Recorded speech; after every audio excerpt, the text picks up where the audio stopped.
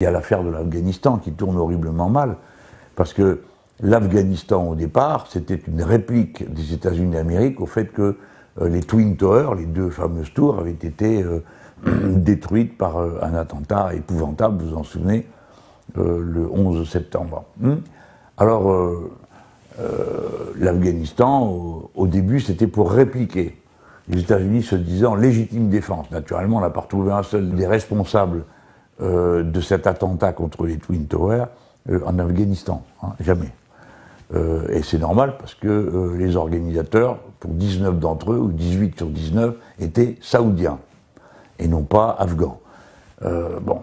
Donc l'Afghanistan a été envahi, et ça tombait bien parce qu'à l'époque, il y avait le problème de passage d'un pipeline par l'Afghanistan, et c'était un enjeu de savoir qui le contrôlerait.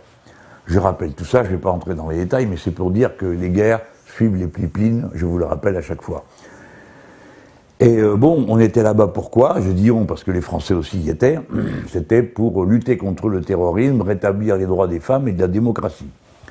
Bon, contre l'obscurantisme islamique des dirigeants de l'Afghanistan. Résultat, on a confié la rédaction de la nouvelle constitution à une assemblée tribale coutumière qui, évidemment, s'est dépêchée de reproduire les pires tares des sociétés obscurantistes comme celle-là.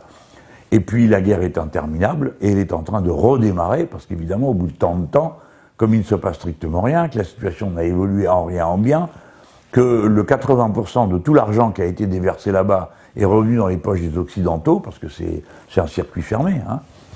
Pour donner une idée, un seul jour de guerre en Afghanistan permettrait de payer l'école à tous les enfants d'Afghanistan pour 1 an. Hein, c'est pour vous dire les montagnes d'argent qui se déversent d'une manière absolument inutile sur ce pays.